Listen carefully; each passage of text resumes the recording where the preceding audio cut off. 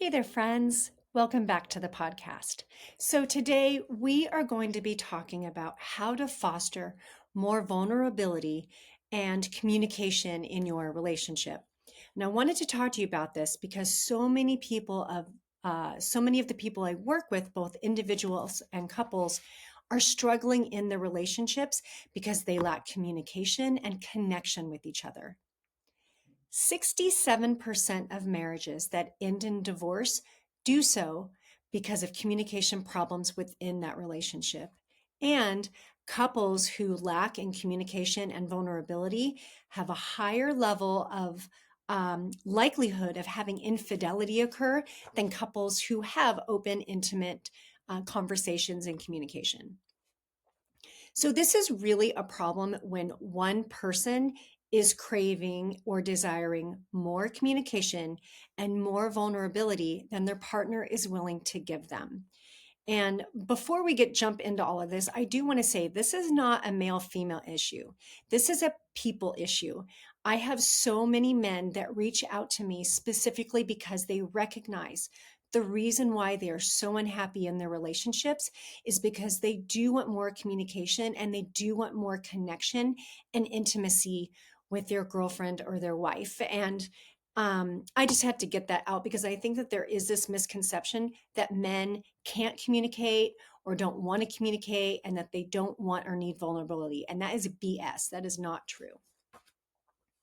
So, in romantic relationships, communication is quite literally the vehicle that you use to share your inner world with your partner, right? Um, it's how you create connection. So, anytime that you are sharing your thoughts or your feelings, ideas about things, you are being vulnerable. You are inviting the other person into knowing you and understanding you on a much deeper level, which is why most of us want relationships in the first place. We get into a relationship because we want to feel seen and heard and understood and acknowledged by someone. And we want fun and companionship. That's why we get into relationships. And you cannot have any of that without communication. So I wanted to give you some things to consider, and I'm actually going to be sharing with you 6 different things to think about if you want to foster more communication and more vulnerability. But first, I just want to tell you kind of how things tend to go down. Typically, when one person wants more than the other, the person that wants more pressures their partner or spouse. And what this does is this like pushes them away because nobody wants to feel like they're being forced to talk about something they don't want to talk about.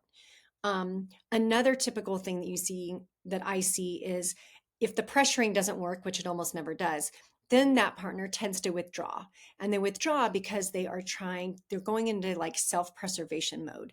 They're tired of trying and being rejected.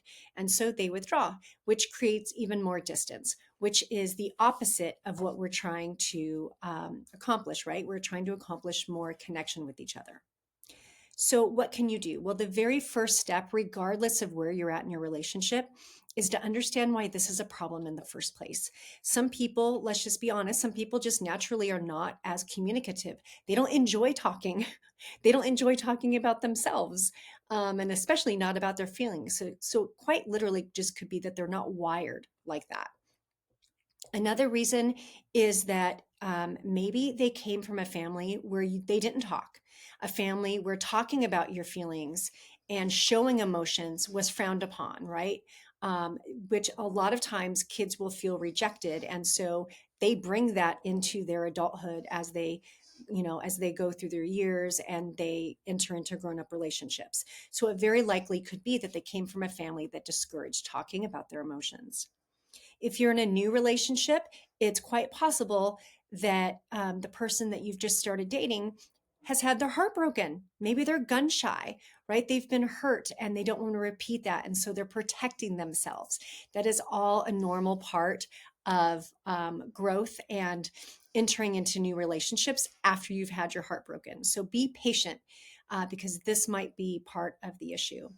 Now, if you're in a long term relationship and there used to be connection and now there isn't, it's probably happening because you have some unresolved underlining issues happening in the relationship. And there's a lot of resentment and potentially some defensiveness.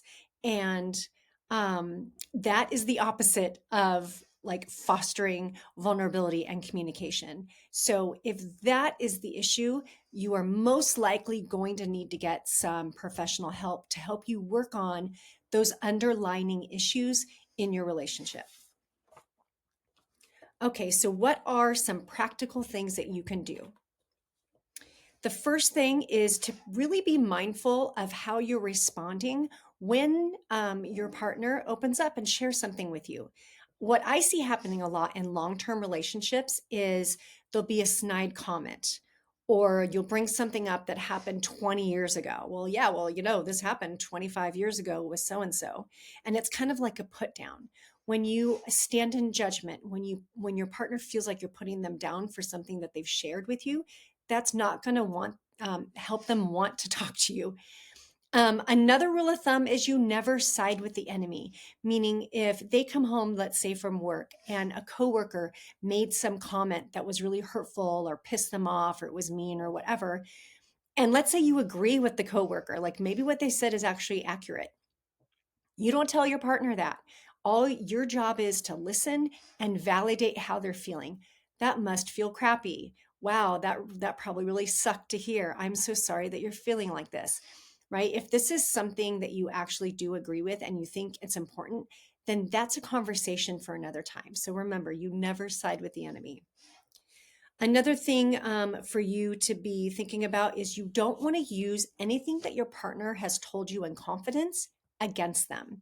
I see this happen a lot when people get into arguments or when they're angry or upset with each other. They will use things against each other. You don't want to do that. If you want them to continue to be open with you, you have to check yourself and make sure you are biting your tongue and not insulting them or throwing their past in their face. The third thing that you want to do is you want to make sure you're talking every single day. It doesn't have to be about deep stuff. It can be about just kind of mundane things.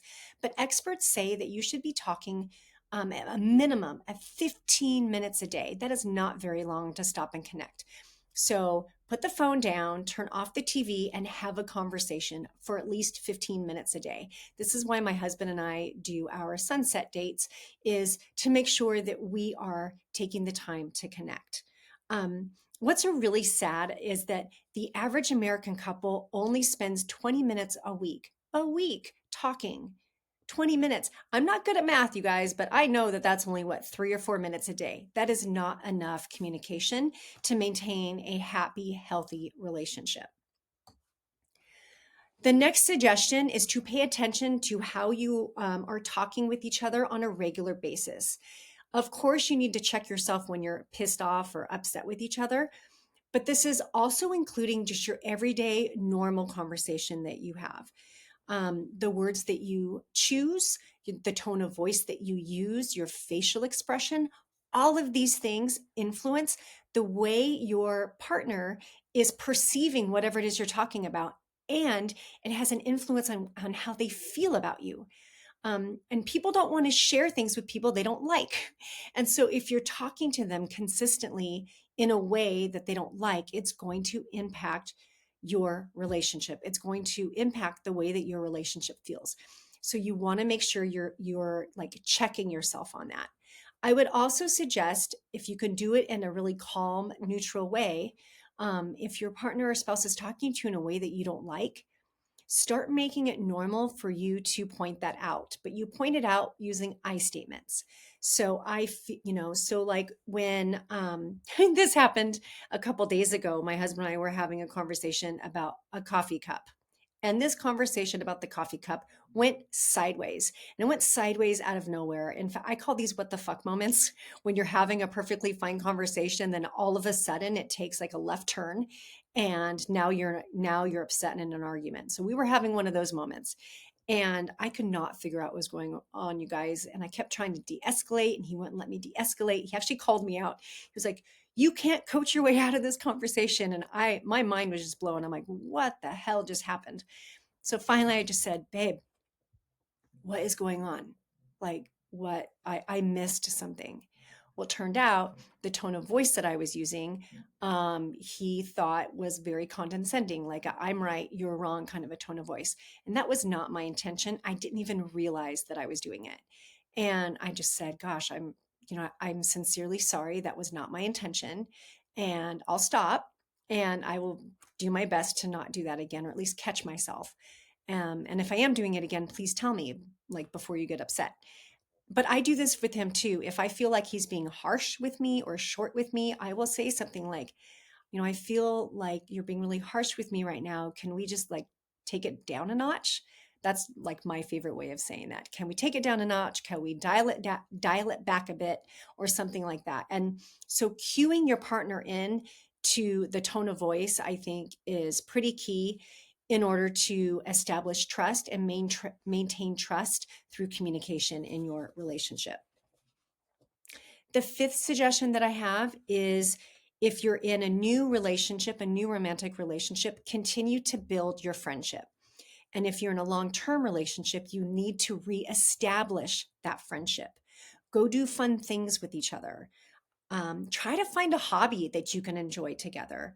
I would also suggest that you start making deeper, more vulnerable discussions a little bit easier by talking about things that are not necessarily directly related to your relationship.